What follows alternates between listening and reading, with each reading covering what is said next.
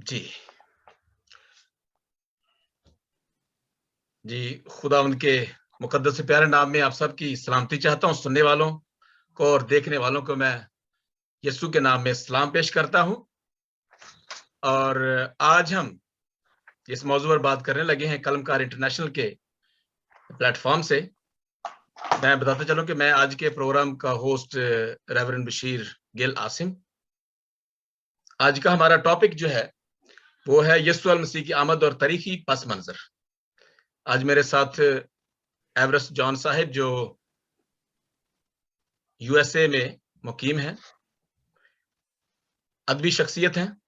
आपने नस्फ सदी का सफर मुख्तलिफ अफसानवी और मज़ामीन पर मुश्तमिल एक किताबचा बाइबल की खुर्दबीनी माइक्रोस्कोपिक ऐसे जो है वो किताबें जो इनकी मंजर आम पर हैं। और इसके अलावा मैं बताता चलूं कि एवरेस्ट जॉन साहिब आप Asian institute of technology Bangkok से आपने मास्टर्स किया। पाकिस्तान मुल्तान में भी टाउन प्लानिंग के तौर पर एज ए ऑफिसर काम करते रहे हैं। आजकल न्यू जर्सी में सरकारी ऑफिसर काम कर रहे हैं, टाउन प्लानर। तो अफसाना निगार हैं, नसर निगार हैं, शायर हैं, मुहक्किक हैं और बड़ी खासतौर मुख्तलिफ मौजूआत पर बातचीत करते रहते हैं, आर्टिकल लिखते रहते हैं। तो मैं सर एवरेस्ट साहब आपका बहुत मशकूर और ममनून हूं कि आप तशरीफ लाए, आपने वक्त निकाला और आज के इस प्रोग्राम को रौनक बख्शी। और मैं उम्मीद रखता हूं कि बहुत से सुनने वाले और देखने वाले इस प्रोग्राम से महसूस भी होंगे, उससे सीखेंगे भी, क्योंकि बहुत ज्यादा इंफॉर्मेटिव होगा। और मेरे दूसरे मेहमान जनाब आसिम मकसूद खन्ना साहिब जो पिछले 20 साल से यूएसए में मुकीम है। और मैं इनके बारे में थोड़ा सा बताना चाहता हूं कि पेशे के लिहाज से ये मैनेजमेंट और इन्वेस्टिगेशन से ताल्लुक रखते हैं। गुज़श्ता 20 साल से अमेरिका में मौजूद हैं और काम के साथ साथ मोटिवेशनल स्पीकर भी हैं, अच्छे नसर निगार हैं और अमेरिका में इसी हवाले से टॉक भी देते रहते हैं। उर्दू में शायरी करते हैं, लेकिन नसर निगार हैं उर्दू और अंग्रेजी में। आप नेशनल न्यूज नामा के लिए हफ्तावार प्रोग्राम भी करते हैं जिसका नाम है ख्याल और सवाल। माजी में इंटरनेशनल रेडियो वेरितास पर भी काम कर चुके हैं। अदीब और दानिश्वर हैं, बहुत ही अच्छे शायर भी हैं, अच्छे शायर हैं। तो जी बहुत वेलकम कहता हूं सर मैं आपको। खुशामदीद जनाब आसिम मकसूद साहब। बहुत अच्छा लगा आपसे बात करके और मेरा ईमान है, मैं बहुत ज्यादा मैं कायल हूं कि आज वाकई हमारा प्रोग्राम बहुत ही खूबसूरत होगा और ऐसे सवालात का जवाब हम देंगे जो हमारे गैर मसीही, खासतौर पर हमारे मुसलमान दोस्त हमसे पूछते रहते हैं, हमारे दोस्तों से पूछते रहते हैं, हमारे क्रिश्चियन लोगों से पूछते हैं। मैं बताता चलूं कि क्रिसमस एक आलमी त्यौहार है और जो दुनिया के 160 ममालिक से ज्यादा ममालिक में बड़े जोशो खरोश से और पूरे ईमान के साथ, पूरे ईमानी जज्बे के साथ ये मनाया जाता है। और कलमकार इंटरनेशनल के लिए ये बहुत ही आजाद की बात है कि आज दोनों मेहमान बहुत ही अपने अपने मुकाम पर एक आला मुकाम पर फायज हैं। और कलमकार इंटरनेशनल एक अदबी तंजीम है और हम इस प्लेटफॉर्म से फरोग अदब के लिए बहुत काम कर रहे हैं। एक मोतबर तंजीम मानी जाती है, लोग इस पर और अच्छे अच्छे हम शोरा हजरात को भी इनवाइट करते रहते हैं और हमारा महाना मुशायरा जो है वो हर महीने के आखिरी हफ्ते के रोज बरोज हफ्ता होता है। तो thank you so much sir, once again thank you for joining us on this programme. और जैसे मैंने पहले बताया कि आज का जो प्रोग्राम है वो क्रिसमस और यीशु अल मसीह की पैदाइश की तारीख, उसका पस मंजर के हवाले से हम बात करेंगे। तो मैं हमारा प्रोग्राम ऐसे होगा कि कोई 8-9 सवालात हैं जिनके बारे में हम बातचीत करेंगे। तो पहला सवाल जनाब आसिम मकसूद खन्ना साहब से, ये जो सवालात हैं, क्योंकि हम ऐसे सवाल हैं जो अक्सर हमें सामना करना पड़ता है, हमारे लोगों को सामना करना पड़ता है और बाज़ औक़ात लोगों को पता नहीं होता कि क्या जवाब देना है, क्योंकि पाकिस्तान के तनाजुर में बाज़ लोगों को मजबूर किया जाता है कि वो मजहबी गुफ्तगू करें। ये पहला सवाल ये है कि क्योंकि यीशु अलैहि मसीह की पैदाइश हुई और उनमें 3-4 ऐसे एलिमेंट्स हैं जिनके बारे में अक्सर सवालात किए जाते हैं। पहला सवाल जो है कि क्या चरवाहे चरने की जानब जाने से डरते थे, या वो जोसेफ और मुकद्दसा मरियम से डरते थे?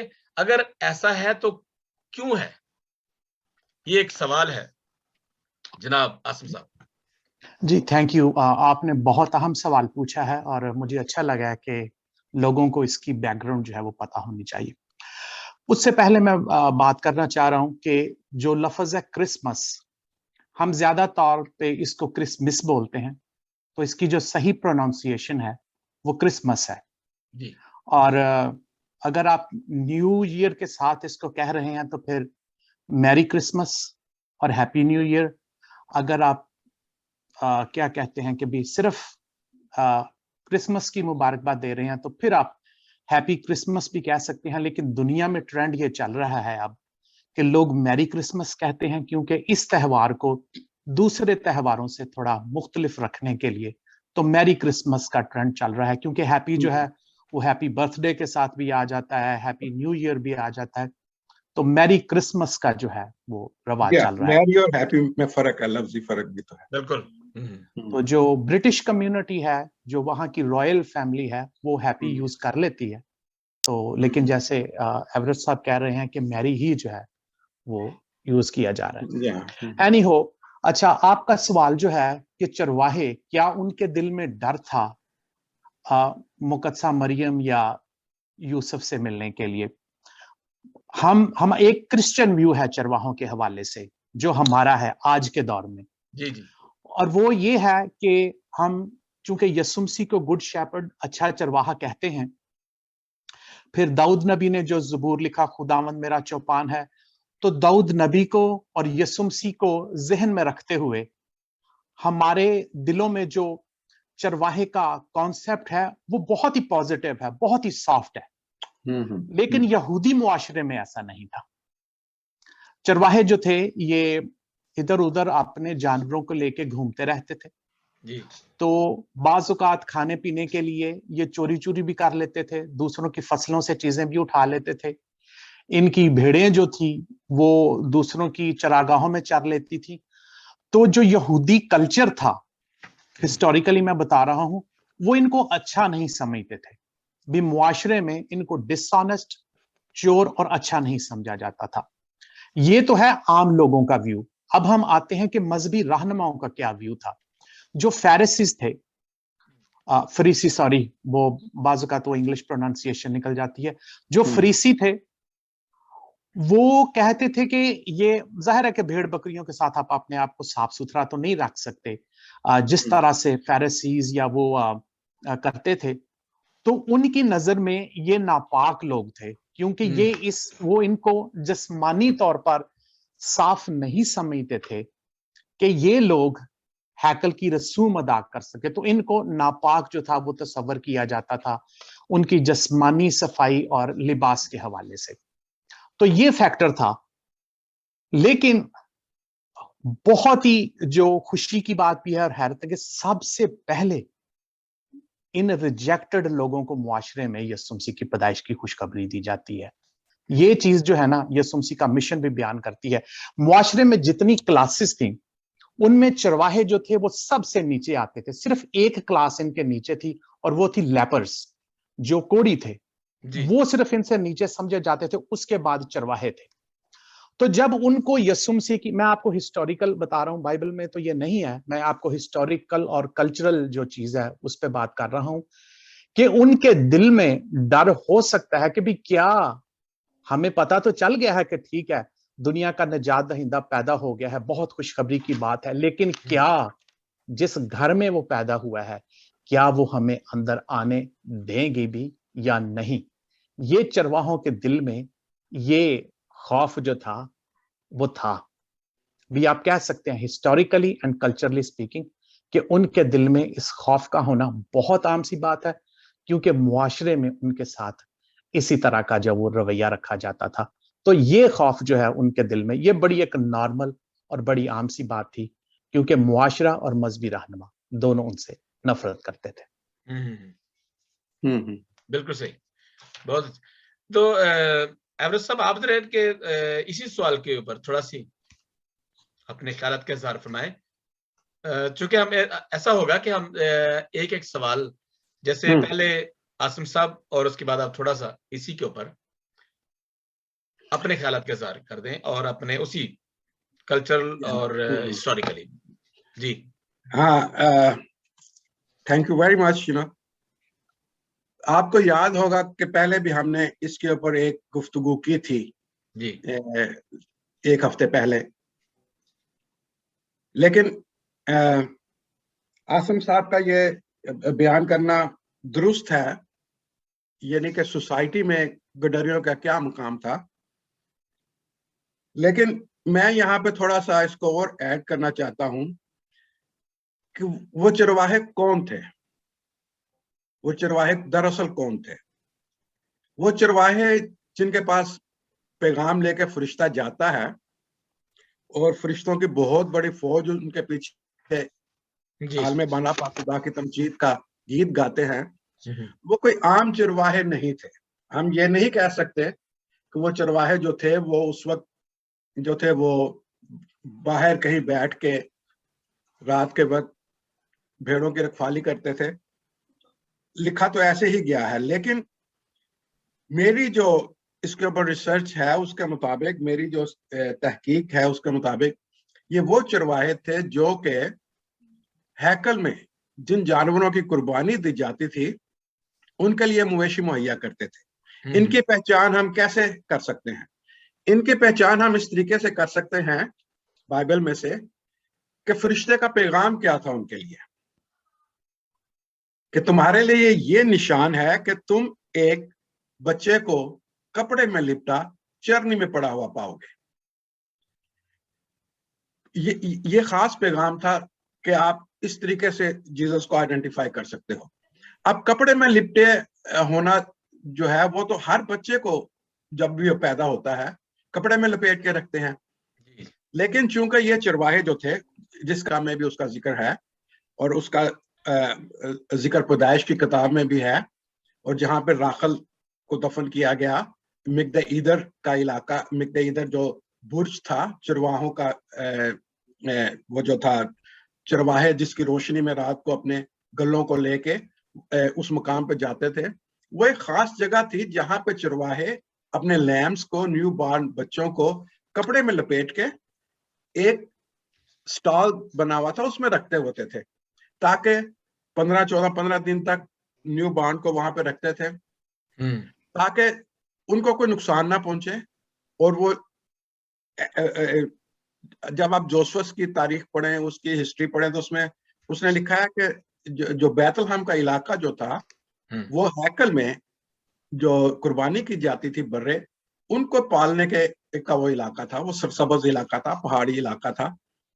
और वो चरवाहे आम चरवाहे नहीं थे, वो खास चरवाहे जो कि हैकल में कुर्बानी के लिए जो बर्रे पेश किए जाते थे उनकी रखवाली करते थे। इसीलिए उनको पता था कि कौन सा बर्रा जो है वो कपड़े में लपेट के उसको स्टॉल में या चरनी में रखा गया है, और वो ये पैगाम लेते ही उस जगह पे पहुंच जाते हैं। और जहां तक उनको डर था, खौफ होगा, मैं नहीं कहता कि खौफ नहीं होगा, लेकिन जो बाइबल में जो लिखा हुआ है कि जब खुदा का जलाल उनके गिर्द चमका तो फिर वो डरे। वो फरिश्तों से नहीं डरे, वो खुदा के जलाल से डरे। जैसे जिक्रिया नबी, सॉरी जिक्रिया जो है लुका रसूल की अंजील में उसका जिक्र है, जब फरिश्ता उसके पास पैगाम लेके गया कि अलिशबा जो है वो है हमला है, वो भी डर गया। फिर मूसा जो था पहाड़ी पे, पहाड़ के ऊपर जब गया तो वो भी डर गया। खुदा के जलाल से तो हर कोई डर जाता है, हर कोई। पुराने अहदनामे में जिक्र है और नए अहदनामे में जिक्र है कि खुदा का जलाल जहां भी जाहिर है वहां पे खौफ होता है, डर होता है। लेकिन फरिश्तों से वो नहीं डरे। फरिश्तों ने जो उनको पैगाम दिया उसके ऊपर उन्होंने अमल करते हुए वो उस जगह पे गए जहां पे यीशु को रखा गया था। Thank you so much. ये जो है ना, ये जो आप बात कर रहे हैं एवरेस्ट साहब, क्योंकि वो दो, इसके अंदर दो पहलू हैं निकले हैं। ये हैं कि पहले जो आसिम साहब ने ये कहा कि जी वो चरवाहे जो थे वो उनका कल्चरली जो था, सोसाइटी में मुकाम क्या था, वो एक अलग इशू है। और ये जो खास चरवाहे थे जिन पर वो खुदावंद का जलाल जाहिर हुआ, ये फिर आगे बात निकलती है। जी आसिम साहब, आप इत्तेफाक करते हैं इस बात से? मैं इसमें सिर्फ एक चीज ऐड करना चाहता हूं कि जो उर्दू बाइबल में सिर्फ कपड़े में लपेट के रखा यूज हुआ है, इंग्लिश बाइबल में यूज हुआ है स्वाडलिंग क्लोथ्स। हाँ। तो वो ये प्लूरल में है, क्लोथ्स भी, एक कपड़ा नहीं। क्योंकि आजकल तो है ना कि बेबी पैदा होता है तो एक ही स्वाडलिंग क्लोथ है, क्योंकि जमाना जदीद है, उसको सी लिया जाता है। और वो एवरेज साहब ने बहुत अच्छी बात की है जो यूजुअली लोग नहीं बताते, कि बर्रा जो है उसको लपेटा जाता है तो वो एक कपड़ा नहीं होता। वो स्वाडलिंग क्लोथ जो है ना, ये प्लूरल में यूज हुआ है। तो वो स्ट्रिप्स होती हैं कपड़े लेयर्स की, होती है ना, उसकी लेयर्स होती है, लेयर्स। तो स्ट्रिप्स होती हैं, उनको लपेटा जाता है ताकि उसकी लिम्ब्स जो है, लिम्ब्स वो जानवर की ना टूटे और वो हैकल में प्रेजेंट करने के जो है वो काबिल हो। तो उसी स्वाडलिंग क्लोथ जो है, उसी टाइप के स्वाडलिंग क्लोथ जो है, वो उनमें यीशु मसीह को भी लपेटा गया। सिंबलिज्म बहुत ज्यादा है यहाँ पे।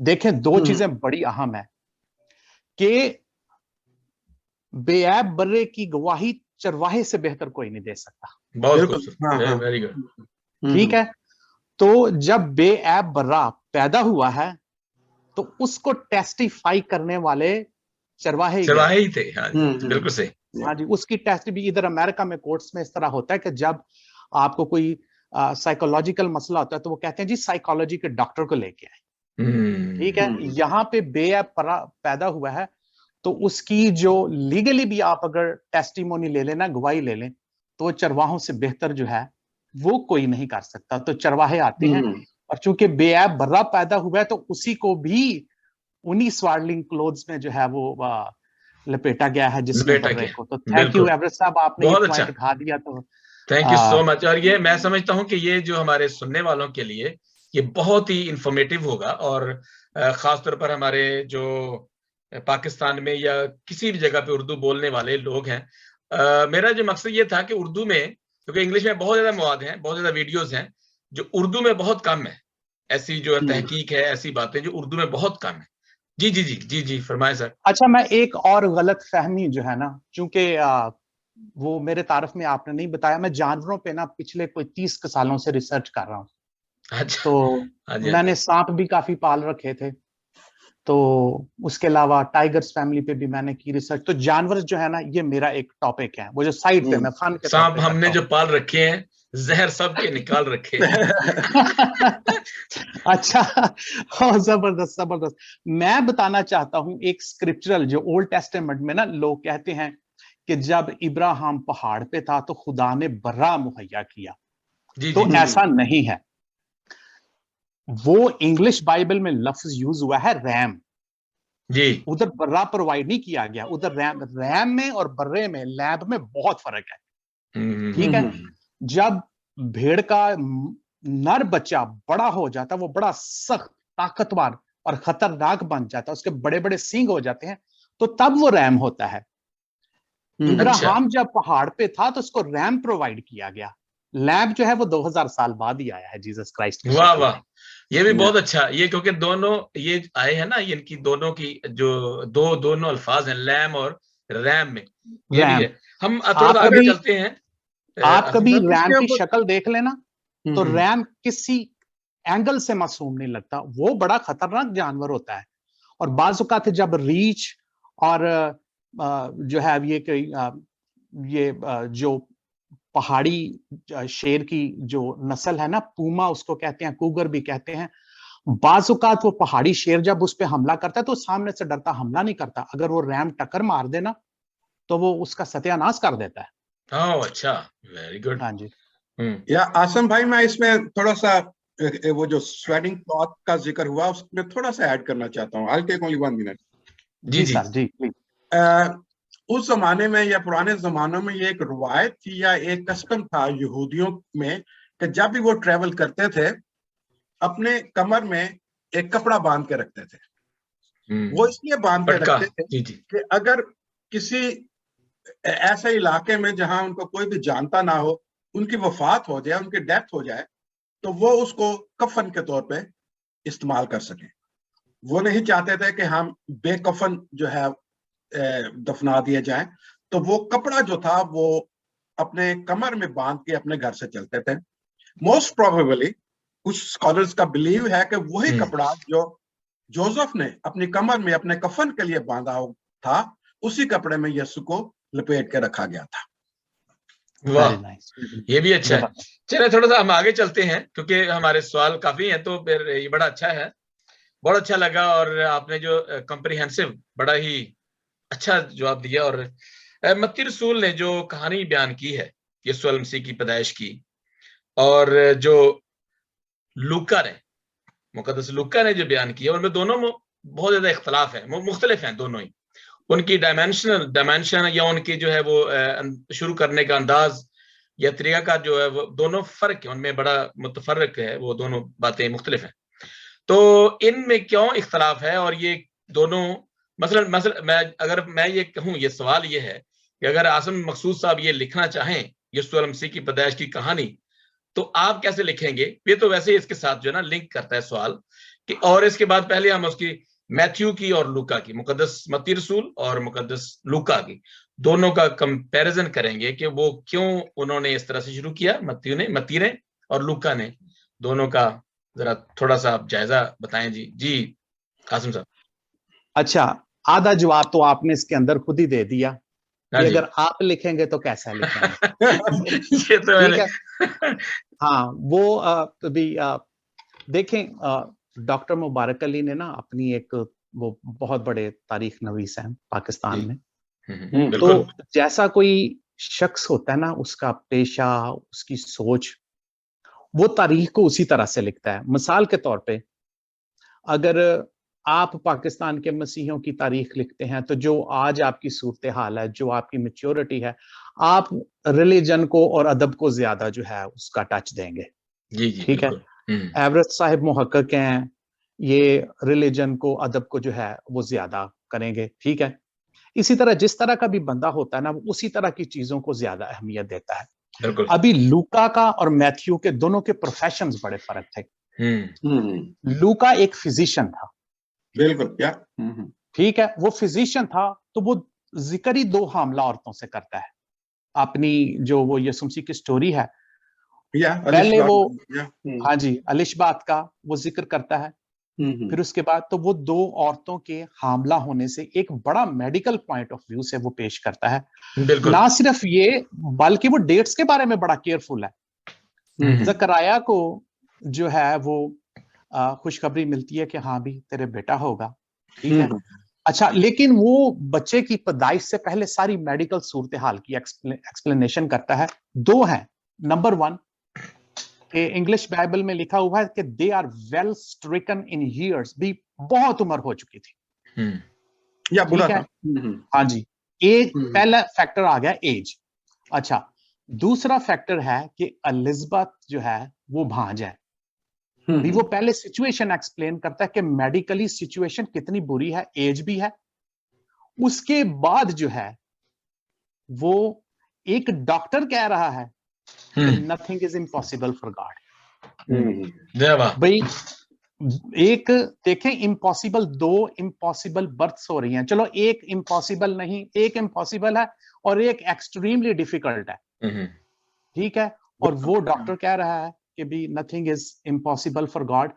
दूसरा वो केयरफुल है, वो जब यूहन्ना की खुशखबरी मिलती है तो वो लिखता है, और 6ठे महीने, वो 6 माह का उधर देता है, 6 माह का गैप है, तो 6 माह बाद वो नासरत में मरियम के पास पहुंचता है, मुकद्दसा मरियम के पास, जो हिब्रू में उनका नाम है वो मरियम ही है। तो वो उनके पास पहुंचता है और वो फिर 3 माह उधर रहती है। हाँ जी। तो देखें लूक एग्जैक्टली मेडिकली कितना केयरफुल है कि 6 माह बाद यूहन्ना के एलिजाबेथ के हामला होने के 6 माह बाद वो उधर पहुंचता है, और मरियम 3 माह उधर रहती है, और यूहन्ना की एग्जैक्ट 9 महीने वो बयान करता है। तो ये लूक का स्टाइल है। और फिर एक डॉक्टर कह रहा है कि nothing is impossible for God. उसके बाद अभी देखें मैथ्यू जो है वो एक टैक्स कलेक्टर था, ठीक है, और उसका जो सिलसिला था वो ये था कि वो गवर्नमेंट से डील करता था। आज अमेरिका में हो तो आप कहेंगे कि he was an IRS IRS inspector